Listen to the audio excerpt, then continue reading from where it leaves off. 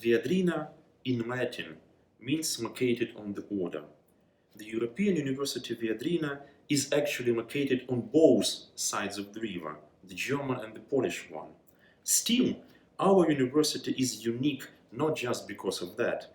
It has a special attitude towards the east of Europe, and it has a very special historical Eastern European connection.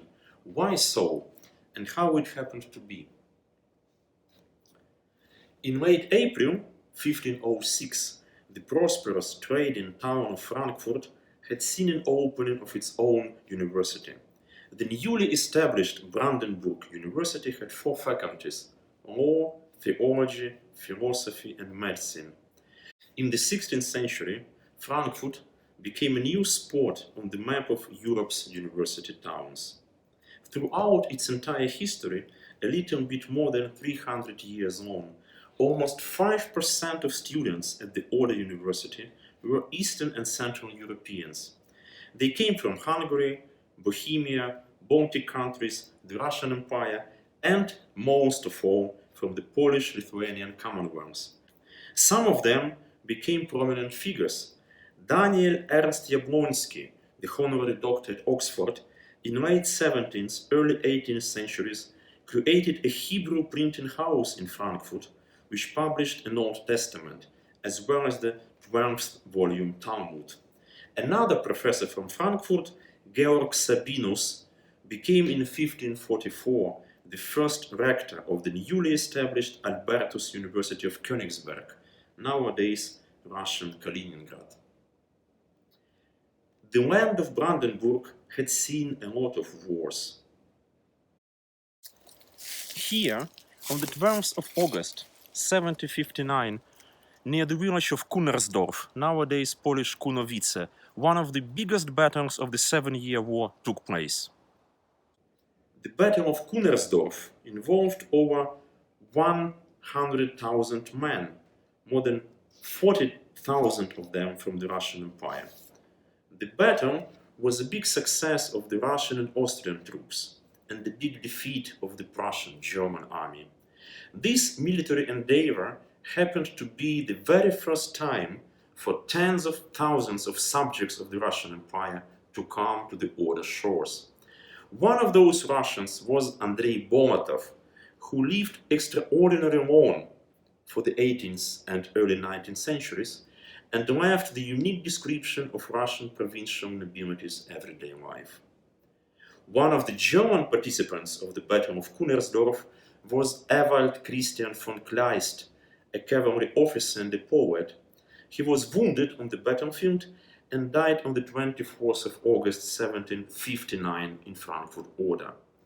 In April 1718, Ewald Kleist's grave was decorated with an almost 5-meter high, 3-sided obelisk, which is considered to be the first monument in Frankfurt and the very first public monument to a poet in Germany. It was Ewald's great-grandson, Heinrich von Kleist, who became one of the most important figures in German literature, and because of whom Frankfurt is often called the Kleist town. Heinrich von Kleist was born in Frankfurt Oder in the year of 1777 and graduated from the local university. He wrote provocative psychological novels and dramas, and he was out of step with his time. Kleist's literary work, as well as the story of his life and death, gained broader attention 100 years after his suicide, and Eastern European literatures became a particular space where Kleist was discovered, translated, and admired.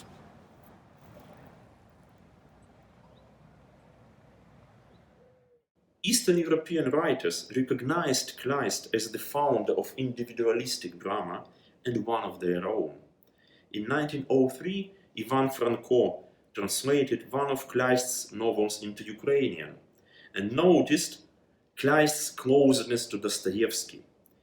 Interestingly, the same point, that Kleist was closer to Dostoevsky than anybody else in German literature, was made again by Stefan Zweig. Kleist killed his woman friend Henriette Vogel and afterwards himself on the 21st of November 1811 on the Kleine Wannsee in Berlin. Same year, 1811, the Oder University in Frankfurt was closed down. It happened in the course of Prussian educational reforms, which also brought an end to the universities of Wittenberg and Erfurt. Furthermore, the University of Berlin was just established in 1810, and the capital of Prussia was just 80 kilometers away from Frankfurt.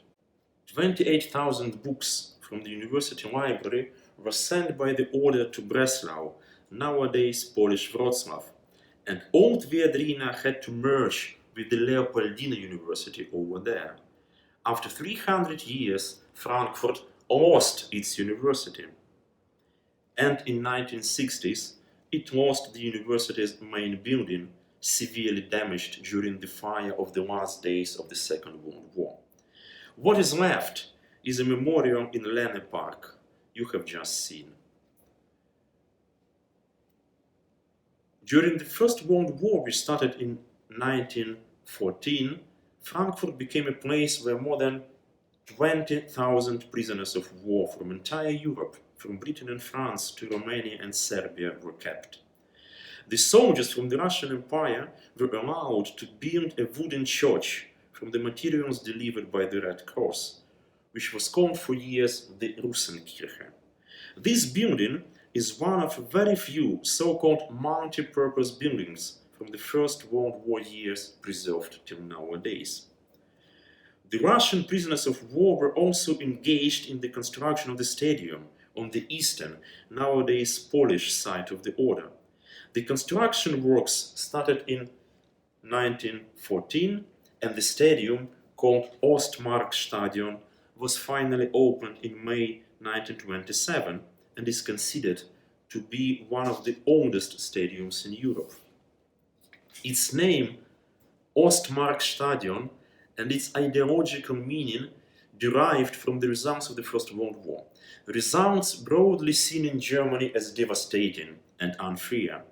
After the war, the Polish state emerged, and the city of Poznań, German Posen, became part of it, which was broadly seen in Germany as a dangerous and unfair precedent.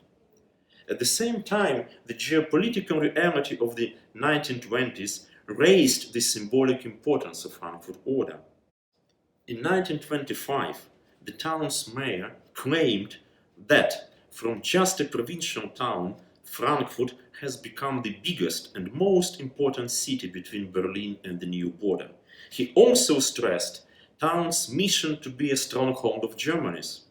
In 1927, the year of the stadium's opening, the next mayor proclaimed Frankfurt's sacred responsibility to become a bulwark against the pressing Slavdom. German colonialism became an essential part of the Nazi ideology. No surprise that in April 1932, Hitler delivered a speech at the National Socialist Party rally at the Ostmarkstadion. As in the First World War, in the Second World War, Frankfurt did not become a battleground. When in late January 1945 Soviet troops reached the Oder, Hitler proclaimed town a fortress, which meant that civilians should leave the place. Still, it was Zehlov, not Frankfurt, where in mid-April 1945 the battle between the Red Army and the Wehrmacht took place. After the defeat of the German troops, the road to Berlin was unblocked, and on the 23rd of April 1945, first Soviet soldiers entered Frankfurt Oder, a town barely touched by the war. In the coming days, Frankfurt's city center was set on fire, and more than half of its historical buildings were burnt down. The destruction of Frankfurt Oder's historical center was not the only dramatic change brought by the Second World War. Envisioned in interwar period as the bulwark of the German East, after the Second World War, Frankfurt Oder did not just turn into a border town, but was divided by the Oder into East German and Polish parts. Post-war, Socialist Poland was compensated with the former Prussian territories east of the Oder and Neisse rivers for the loss of its pre-war eastern parts, inhabited mostly by Ukrainians and Belarusians, and now called West Ukraine and West Belarus. For Frankfurt, it meant that the Oder River became a state border between East Germany and Poland. Memorials to Soviet soldiers were erected on both sides of the river. The one in Frankfurt, on a burial place of almost 1,500 Soviet soldiers, was opened on the 7th of November 1947. It was designed and built by the local German artists. Probably because of that, the Soviet soldier there looks not very Soviet. The one in Słubice, a new name for the Frankfurt suburb, now on the Polish side, stressed the brotherhood of arms of Soviet and Polish soldiers. The population in Polish Słubice completely changed. All Germans had to leave for Germany, and the newly acquired Western Polish areas were settled with the Poles from the east of the country, this time lost for the Soviet Union. The Second World War, the Holocaust, and the post-war population exchanges brought ethnic homogeneity to the territories historically known for its multi-ethnic and multi-religious character. One of the most prominent memorial sites of this lost past, the Jewish cemetery of Frankfurt, which miraculously survived the war, was also left on the Polish side of the Oder. First mentioned in 1399, the Jewish cemetery of Frankfurt is considered to be one of the oldest in Central and Eastern Europe. In the 1960s, Socialist Poland initiated action of cleaning up of old cemeteries on ex-German territories. Cleaning up actually meant cleansing, or even more precise, erasing. In 1970, in response to the border opening with East Germany and increase of tourist traffic, the local authorities agreed on the immediate liquidation of the cemeteries, especially of those on the border. In the autumn of 1975, the Jewish cemetery in Słubice was destroyed. And in 1978, the authorities started building hotel and restaurant on its place. In 1999 only, the town of Słubice erected a memorial on the ground of the Jewish cemetery. And in 2004, its territory became a town's property. In 4 years, 3 symbolic gravestones with inscriptions in Hebrew were erected. They aim at commemorating the burial of 3 prominent Jewish religious teachers.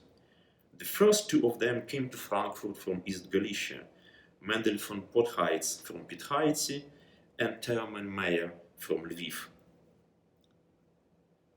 The German-Polish border on the Oder gained a completely new dimension in the context of social and political movements of late 1980s, early 1990s. The collapse of the socialist bloc in Eastern Europe, the reunification of Germany, and Poland's accession to the European Union. The opening of the post-war border and rethinking of German-Polish relations paved a road to the re-establishment of a university in Frankfurt, this time called the European University Viadrina.